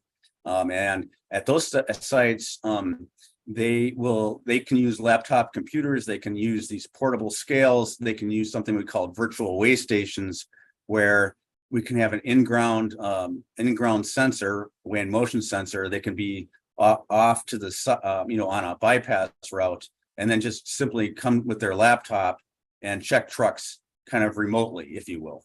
So that's the way in motion. And Stephen's going to talk a little bit about way in motion here. But way in motion is a way, a couple reasons, it can pre-screen trucks within a way station. It can do it on these bypass routes. And then Stephen's going to talk a little bit about way in motion and for planning purposes for just getting truck counts, and he'll cover that. Here's a virtual way station. Leroy covered this here. I'm going to skip through it. Other technologies here, to find out who the truck is, we have license plate reader, and I mentioned the brake detection. There's also chemical detection, hazardous waste, things like that you might be interested in. We have, in some of our tunnels in the United States, we have prohibitions against taking certain hazardous waste going into tunnels. We have fines. Leroy went into the example of fines here, but the fines vary by state. Each state has something different. It's up to them. Some states have fines based on infrastructure damage. Some do it on administrative costs. Some are just arbitrarily set, oversized weight fines. But the fines should deter violators. That we want to make the penalty enough so that they don't want to get a fine, right? There's also some other technology, global positioning systems now of when trucks will enter a geofenced area. They can be identified, they can be weighed. If needed, they can be checked at a weigh station, and they can set up a fence either around the weigh station or some other place to check trucks. So that's kind of some technology that's being used. There's a curve here on enforcement, visibility versus how much non-compliance rate you're going to get. Because you can do a lot of checking of trucks, but at some point here, you're not gonna make you're still gonna have a certain rate of people that are non-compliant. So what you want to do is be somewhere here where this curve drops off down at the bottom, because you can check every truck and spend a lot of money, but you have what we call a rate of diminishing return on doing something like that. In the United States, we have a count of our fixed platform scales, a total of 824 of those that the states use again, and we have portable scales of 16,000 of those. And here's some other numbers here: semi-portable scales, which are scales on trailers, and then we have weigh in motion scales. So these are numbers that we collect in our certification each year. We have a number of vehicles weighed over time. And then we have number of citations that the states issue, and this is over time for all 50 states. We collect this information, our certification, state by state, and we also make that available to the states, which is very helpful for the states to compare how they're doing next to other states, and then look for improvements.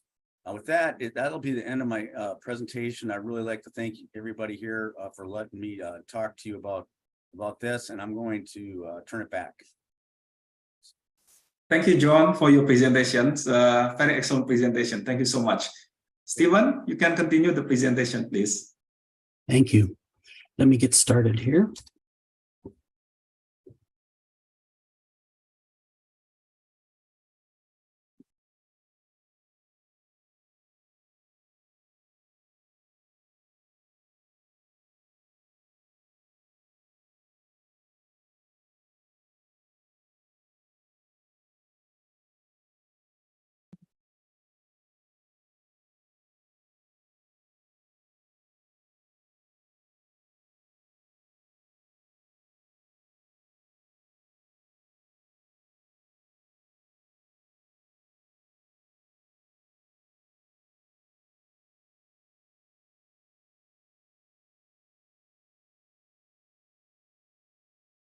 Sorry, I'm having a hard time.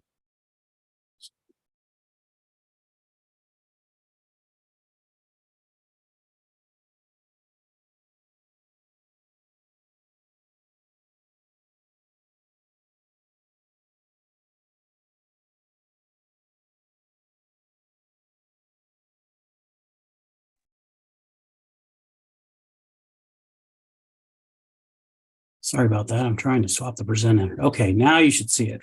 Can somebody let me know that they can see it? You're good. You're good. Okay, great. All right. All right. So I do want to thank Hanato as our moderator and the Indonesian delegation for their invitation, along with the U.S. Department of Transportation. So my goal today is to share the United States traffic monitoring that exists in the United States. So you've heard from some excellent presentations on what's going on in other areas. I'm going to specifically cover traffic monitoring in the United States. And so with that, I'm going to focus mainly on high-speed way in motion, because that was what we were asked to speak about. But there are numerous different ways of which we collect traffic data in the United States. So from Federal Highway's perspective, all permanent traffic monitoring devices is processed and centrally controlled through the Federal Highway Administration through a system called the Travel Monitoring Analysis System. It's called TMAS. And we process in TMAS on a weekly basis 300 plus jobs. So it's an extremely busy system where we're getting data in from these locations that are detailed in bullets 2, 3, and 4. And in this system, we do quality control checks of all of the information that we're receiving. We check for the spacing of all of the way motion data that's received, looking at the tandem axle spacing for making sure that the axle spacings are accurate. And then we also use the front axle weight for calibration of each axle that we weigh in these systems. And this is a per vehicle record data that comes in to Federal Highways in the way motion data that we receive. There's 600 plus way motion sites across the United States. That's roughly about 10% of all of the volume locations that we have available in the United States. And then there's about 3,000 classification locations. Most of those are axle classification systems that store 13 vehicle types as we collect them in the United States. And then TMAS also, the Travel Monitoring Analysis System, also allows, permits the by-site data quality control checks. We've found that this is very important with long-term, making sure that we're properly checking all sites, because different sites will have different characteristics that you'll need to have different quality control on them. All of this is detailed in our traffic monitoring guide, which I provided the link there for that. We just updated the traffic monitoring guide to the 2022 TMG. And if anybody wants more information about that, please let me know. There are numerous different way motion technologies that I've been asked to speak about. And with those different technologies, there's actually devices, large devices that are mounted to the road, such as a load cell. There's two different kinds of those. There's the bending plate. And each one of these are extremely useful because in the way motion industry, we're really balancing being able to record all of the different axle spacings and weights of the vehicles that we want to record. But also we're the Achilles heel of and the difficulty with way motion technology is that we have vehicle dynamics. As the vehicle goes down the road, it doesn't traverse across the sensors in a very smooth manner sometimes.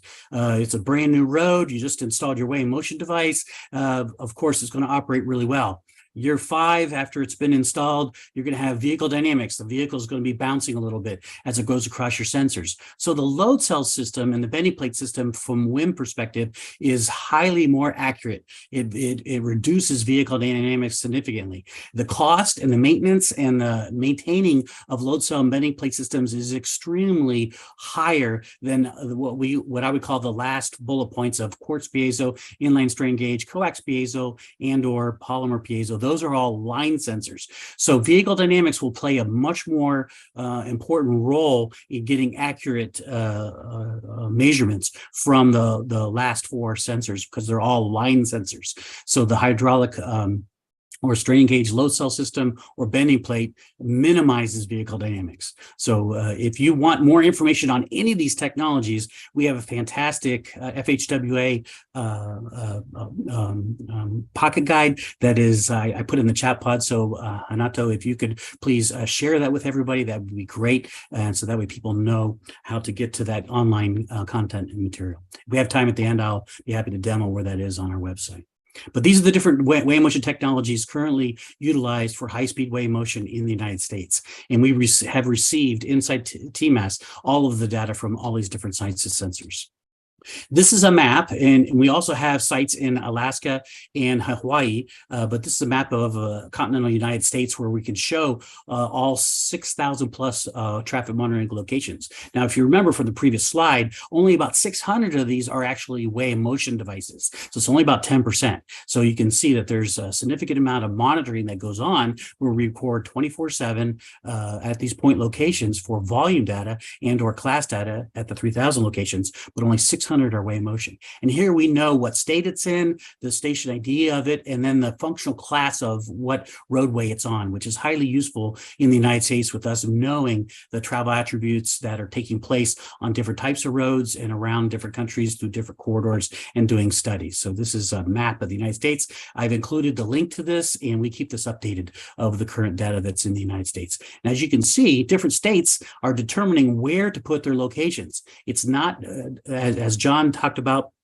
and others talked about, it's not the federal highways role with determining where they get located with the permanent locations. It's the state DOTs, Departments of Transportation, that determine them. So there's a pocket guide. I've included the link here. It explains how-to videos. It's a 3-part guide. We have hard copies that we also have made available to people in the United States. And then it has a bunch of appendices. So if you're looking to do weigh motion, this is a fantastic 3-part guide that helps you walk through that. There's also available, as far as documents and information that you can have available to you, the long-term paper performance, where you can actually download weigh motion data, look at study results. And then in the United States, we use this document called ASTM, that is 131809, which was recently updated in 2017. And this is a WIM standard. So this helps us with when you install the WIM device, what kind of roughness are you looking, how you're going to verify the site, and making sure that it meets certain criteria, so that way you have success in long-term monitoring with the WIM installations. Then there also is NIST Handbook 44, which we have draft use of WIM for enforcement that is mentioned in there, and I just thought I'd mention that. This goes more along the lines of what John was already speaking about. Then WIM data collection. So the state departments of transportation, their agencies own and operate all of the high-speed WIMs that I'm referring to that we receive the data for, that agencies voluntarily send into our office through the TMS system. The states determine where to place them, how to monitor them. Should they be 24/7? Should they only be for a couple of weeks? It's up to them how long they want to monitor it. And we use that information for planning purposes at federal highways for various different systems. The state DOTs send us that data into us every month, and we process it. As I already mentioned before, we're processing about 300 jobs per week, which is a very busy system where we receive the data literally every day from agencies sending into us. Now, recently with the 2022 TMG, FHWA now recommends all agencies have WIM sites, and that this record, called an individual vehicle record data, be collected and stored at all the WIM sites. And this is a significant change in traffic monitoring in the United States. The reason we've added this IVR is, as we're referring to it, is because it has a 100th of a second timestamp for those people doing bridge design. It allows for vehicle length. So when you want to do studies of how long the vehicles are, it allows for more detailed information. It allows for storage of a 5-digit field for vehicle signature, which we know is highly useful with re-identifying vehicles. With vehicle signatures, we can uniquely classify over 100 different types of trucks. It allows for left and right axle weights. It allows for the storage of vehicle speeds. And this is very rich IVR data is extremely helpful with taking WIM data and making it extremely useful and helpful in many different areas in the United States. There's a bunch of different uses of weigh motion data, which is extremely important in the pavement design process. It's, as what's already been detailed, it's part of enforcement activities. Either it's a virtual weigh motion, which Montana does extensively, and other states have been able to do virtual weigh motion. It's part of roadway loading and freight movements and studying of the types of backhauling or not backhauling that's happening on certain roadways, such as what Florida's doing. It's part of geometric design with how long the vehicles are and what kind of intersections do you need to have to make sure those vehicles can traverse the road and be in a safe traversing of in intersections and along roadways. It's part of of a new tool called a Dana tool, part of noise and environmental studies. Wave motion data is used part of that. When you have a vehicle that's heavier loaded and it's trying to accelerate, it's going to make more noise than others. It's going to have different kinds of emissions than empty vehicles. And so knowing the ones that are loaded and unloaded is helpful in those studies. It's part of truck lane and climbing lanes, deceleration lanes, all a part of what uses wave motion. Part of a capacity analysis of the different trucks and safety studies. Heavier vehicles take longer to stop. And so we need to build into traffic lights and different ways of controlling the traffic streams. We need safe information for us to use, and wave motion plays a key part of that. So with that, I am concluding, and if anybody has any questions, I'd be happy to answer them. Here's my contact information. If somebody wants more information about our different data, all of our data is available if somebody wants to do an analysis of it. And with that, I will conclude. Thank you so much, Stephen, for your excellent presentation. Please give virtual applause to our all USDOT speakers. Again, thank you very much. After listening to speakers' presentations, now it is the time for panel discussion. We have two Indonesian experts as panelists today. They will give us even more insight from an expert point of view regarding the ITS and tracking regulation. Before we proceed, I want to say hello to our participants, whether in Zoom meeting and watching in Ministry of Transportation of Indonesia YouTube. Thank you for joining us, and we hope that you will stay until the end of our webinar. Ladies and gentlemen, please welcome Dr. Eli Sinaga. She is now the President of Indonesian Road Safety Partnership. She had a long career in Ministry of Transportation of the Republic of Indonesia and had several important positions. She was the former of the head of Greater Jakarta Transportation Authority. She completed her master at the Imperial College of London, England, and doctoral degree at the University of Liège, Belgium. Please, Dr. Eli, screen is yours. Thank you, Pak Ananto, and thank you for the arrangement of this excellent knowledge sharing program. Direktur Angkutan, Pak Suharto yang saya hormati, thank you so much to all our colleagues from US Department of Transport who are already sharing with a fruitful and important knowledge to us here in Indonesia. And good evening for Pak Kamal and all of our audience. Regarding ITS deployment in Indonesia, especially on road transport, the one that is already widely deployed in around 100 cities in Indonesia, it is the use of traffic control system. It is an adaptive signal control technology, uses real-time traffic information. Another one, it is expected also that this year, we will replace the toll road payment system from the electronic card to be non-stop payments in the form of multi-lane free flow using the GNSS, which in the USA, I heard you are using the SRC system. And regarding truck management and operations, we are still looking forward with technology, with regulations that it is really suitable to implement and avoid our, we call it ODOL, over-dimension and overloading, which is really, the impact, it is really bad to our safety, But due to time constraint, probably I just would like to more focus on Mr. Egan's presentations, due to now we are very busy on it.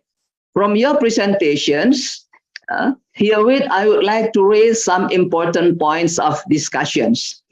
You can have a look in my slide. This is the one that Mr. Egan showed us, that there are some activities that we also urgently need and are also being done, such as ITS evaluations, professional capacity building, architectures and standards, and ITS communications. Next slide, please. Yes, for the architectures and standards, I took from the reference from .usa, it mentioned that the national ITS architecture provides a definitive and consistent framework to guide the planning and deployment of ITS. The program facilitates the ability of jurisdictions to operate collaboratively and to harness the benefits of regional approach to transportation challenges. Yeah, because I think we are still, we really would like to learn from you, because we are, I can say we are still very beginning, yeah, for this ITS deployment. You can, next slide, please. So actually, we established our ITS Indonesia architectures. Yeah, it is stated in Transportation Minister regulations. However, the content mostly on ITS modules, yeah, that should be deployed in Indonesia. Yeah, it mentions in these regulations 11 modules, yeah, that we would like to deploy. Yeah, next one, please. And I was thinking that once the Indonesia architecture established, it should be followed up by ITS master plan from the national, regional, up to city level to make it integrated and well communicated. I mentioned above that around 100 cities already provide their traffic control system, but they are not communication each other. Okay, the next slide, please.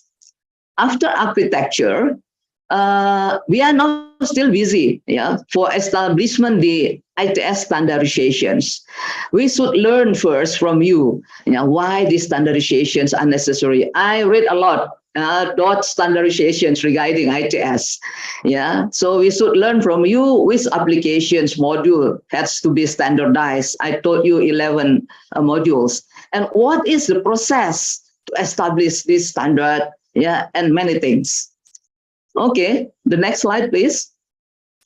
The next important subject, it is regarding ITS human resource development. This is really very important to us. Yeah, according to the Direktorat Jenderal regulations, actually for the management, the area traffic control system, it is mandatory to have the competence. Yeah, however, this regulation mentioned only on ATCS module. Yeah, I think we have to concern on all ITS professional capacity building.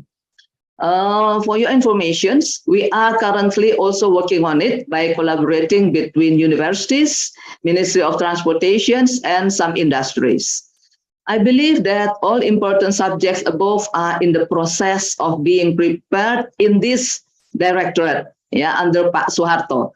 So therefore, I really hope and propose that Department of Transport USA may assist us by holding additional Zooming meetings to discuss the most specific matters as a country that has been very advanced in the implementations of ITS. Actually, there are many things very important to be discussed, such as road system, technology for tracking, etc. But again, due to time constraint, I have to conclude my comments, Pak Ananto. Thank you. Thank you very much, Ibu Eli. So please give a applause to Dr. Eli Sinaga for the useful insight. Thank you very much, Bu Eli. The second panelist is Mr. Muhammad Kamaluddin. He's now the Secretary General of ITS Indonesia and also President Director at PT Jaklingko Indonesia. He holds his Master of Business Administration from London Business School. Pak Kamal, izin, screen is yours. Thank you, Pak Nanto, moderator, and also it's a great pleasure for me to be in this knowledge sharing and excellent knowledge sharing and learn a lot from the experience from the US delegates and also yang terhormat Pak Soeharto, Direktur Angkutan Jalan dari Ministry of Transport from Indonesia. Thank you for the opportunity for sharing ITS Indonesia.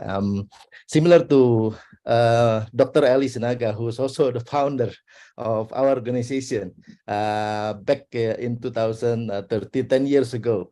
So we are 10 years organization, and we appreciate the opportunity to learn from 30 years experience that Egan has mentioned of the intelligent transport system that has been developed in the US, and also the policy that has been applied in the US at the state and federal government.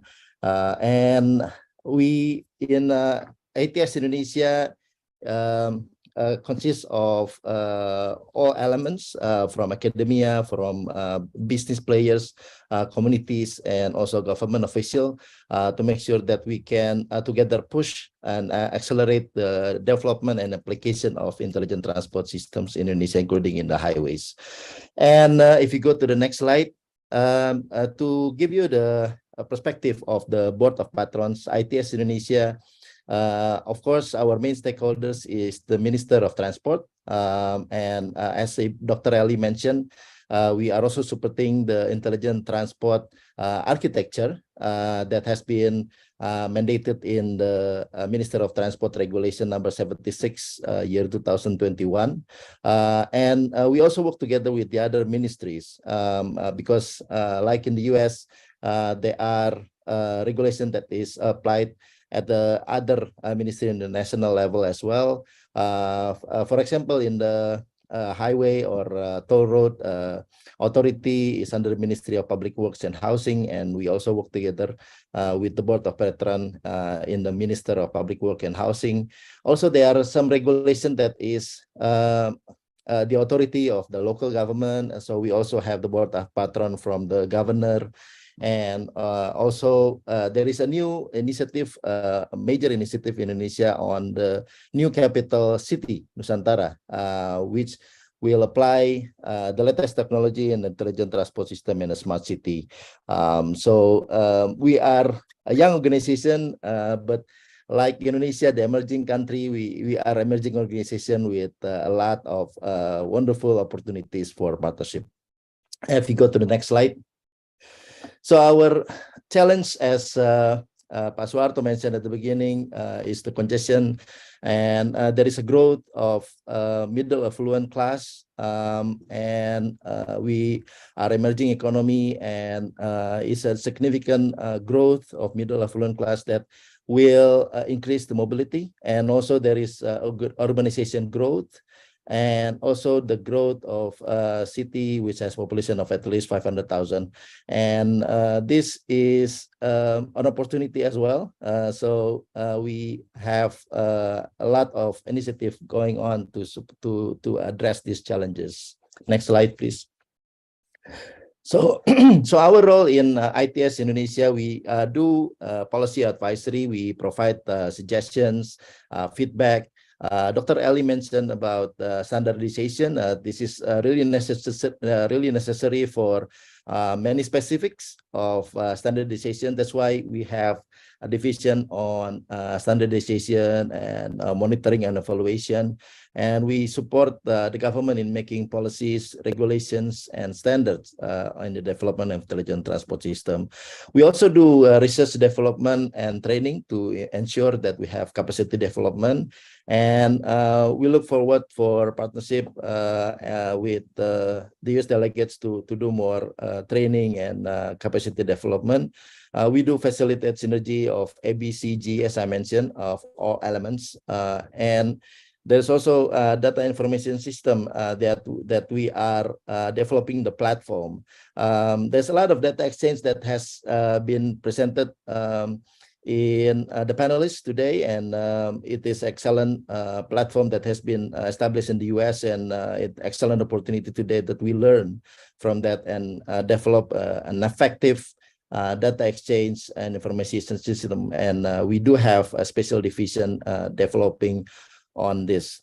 We also promote collaboration and marketplace from companies to companies, and we also try to match the opportunity and the solution provider. We also facilitate the endorsement of the standard. So after the standard is promoted or suggested to the respective ministry or ministers, we also compile it for the implementation of transportation system and the industry. Next slide, please. So our commitment and this committee will have the final year in this year, and we do push 5 components, and that includes smart mobility development and digital transportation ecosystem development. We also want to support the economic recovery and growth, supporting social justice in mobility sector, and supporting environment sustainability across urban commuters, business and leisure travelers, and new normal households. Next slide, please. So the opportunity for collaboration, Dr. Ellie already mentioned about the architecture. Each type of ITS implementation will be integrated into a single unit called the Integrated Architecture Framework. And we facilitate and we try to accelerate this framework across all components in ITS. And next slide. So we do have several components that has been developing in or in progress, like the building of digital ecosystem in the transport industry. And we want to tackle the challenge of autonomous vehicle growth that is projected to travel about 66% of total passenger kilometers in 2040. And also we are in progress of integrating payment systems in all transportation, and that includes the data exchange as well. It's already operational in Greater Jakarta, and we are going to support the Ministry of Transport in 3 other cities like Palembang, Makassar, Bali, and continue to other cities as well to make sure that we have nationwide integrated payment system.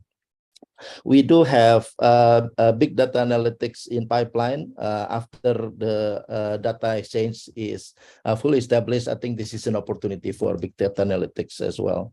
Next slide. So EV ecosystem is another initiative that is proceeding in the life cycle, and the main objective or the main priority is to develop the ecosystem, and this will develop or support the EV adoption for the electric mobility and zero emission. We do have 30 buses, 30 electric buses already operational. Charging station, there are hundreds of charging stations already operational in Jakarta. We do have MOU with Bali government to also support the acceleration of the electric vehicle in Bali, and this is supported by several other organizations and communities and companies as well, and also the Indonesian Chamber of Commerce. Next slide. The relevant initiative with the discussion in the panelists today, we do have the program on the multi-lane free flow for highway. This is the transformation from the physical barrier currently operational in the highways to multi-lane free flow using the GPS, the global navigation satellite system, to make sure that it is faster to be processed in the highways. And also interesting to learn from the fine system that is applied in the US from the panelists today. In Indonesia, we plan to give like 48 hours tolerance for the multi-lane free flow users. If it is more than 48 hours, for example, there is a plan for 3 times penalty. And then if it's more than 10 days, it will be 10 times penalty. It's interesting to compare the policy that is applied in the US and the policy that will be applied in Indonesia. That will be put on testing this year, middle of this year, and also planned to be operational in all highway. Dr. Ellie also mentioned about the overdimension and overload based on the weight and motion technology. And also it is interesting to compare the fine policy that you apply in the US and the fine policy that we apply here, and also the specifications here. The electronic traffic law enforcement is already put in place in 34 provinces as well, and the objective now is to put more points for checking the electronic traffic law enforcement, and this is also important to support the other two initiatives here. Next slide. And the future development in intelligent transport system that is going to be the priority. The first one is the adaptive traffic control system. This is required in many major cities in Indonesia. There is an upgrade plan in Jakarta, for example, the existing city. And of course, the new capital will have an advanced adaptive traffic control system. The electronic road pricing for congestion charging, this is also going to be put in place first in Jakarta and probably in other city. And the last one is the IoT bus system that will help an effective operation of buses in Jakarta and another city. So there's a lot of opportunities for more collaboration. I think there are several overlaps of knowledge sharing that can be continued after this session, and we look forward for more partnership with USDOT and also with the ITS. Thank you very much indeed. I'll give it back to Mr. Hananto. Thank you very much, Pak Kamal, for your excellent presentations. Please give virtual applause to Bapak Muhammad Kamaluddin. Thank you very much. Actually, we have a lot of questions from our participants, but unfortunately, due to the time constraint, this will be the end of our webinar sessions. We apologize for questions that are not read by and answered by our expert from USDOT and also our panelists, Ibu Eli and Pak Kamal. For our USDOT speakers, Egan, Neil, Leroy, John, and Stephen, is there any statement before we close the webinar?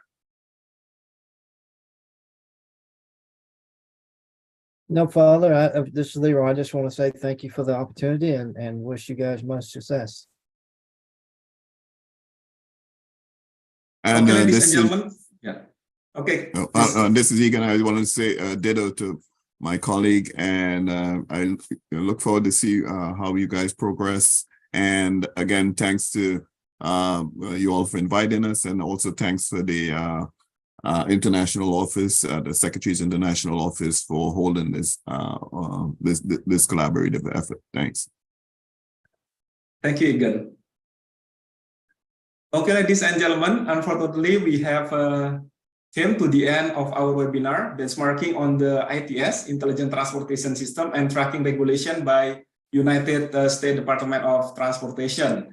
Egan, Neil, Leroy, John, and Stephen, Ibu Eli dan Pak Kamal, Pak Suarto, thank you very much for your presence and assistance. We really appreciate your knowledge sharing on the Intelligent Transportation System and tracking regulation. We hope that especially for USDOT, you are still available to assist Indonesian government in the future, notably for enhancing transportation sector in Indonesia. On behalf of the organizing committee and also Ministry of Transportation of the Republic of Indonesia, I would like to express gratitude to our all speakers from USDOT, Ibu Eli, Pak Kamal, and also all our participants. Thank you. See you later. Stay safe, stay healthy, and God bless us all. Let's give applause to all of us. Thank you so much. Thank you so much. Thank you. Thank you. Thank you. Thank you, Pak Suarto. Yeah, thank you so much.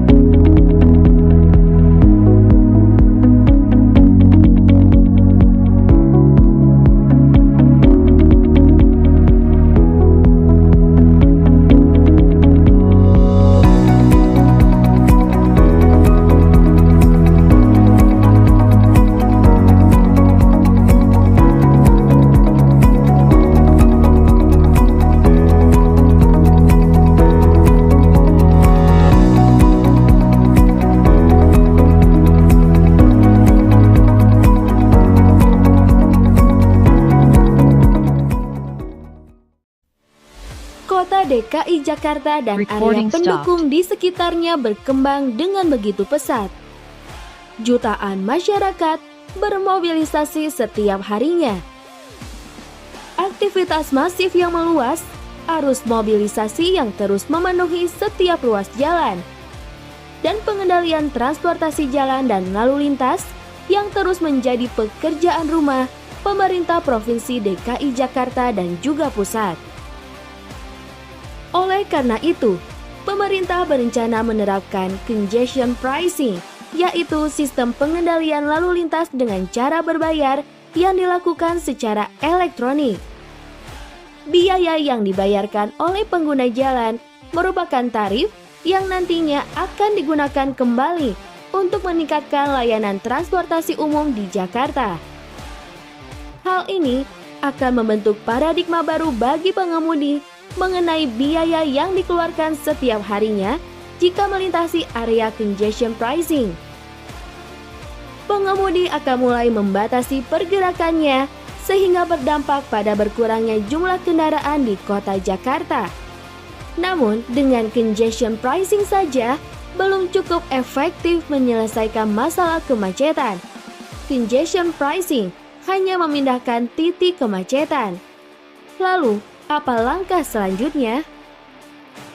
Saat ini, sudah ada 162 simpang di wilayah DKI Jakarta yang telah menggunakan sistem ATCS, di mana semuanya akan dikembangkan dengan generasi kelima April, yaitu ITCS. Intelligent Traffic Control System atau ITCS hadir untuk memaksimalkan pengendalian lalu lintas di DKI Jakarta. Dengan teknologi digital twin yang dilengkapi AI prediction modeling, ITCS mampu mengintegrasikan keseluruhan simpangan di luar area congestion pricing. Untuk membentuk perilaku pengendara yang aman dan patuh lalu lintas, implementasi ITCS akan berkolaborasi dengan sistem Electronic Traffic Law Enforcement atau ETLE. Untuk secara otomatis mendata para pengendara yang melanggar lampu merah dan yellow zone. Bersama ITCS dan ETLE, implementasi congestion pricing sebagai bagian dari manajemen permintaan transportasi akan membentuk suatu ekosistem intelligent transport system DKI Jakarta melalui pengendalian lalu lintas secara elektronik.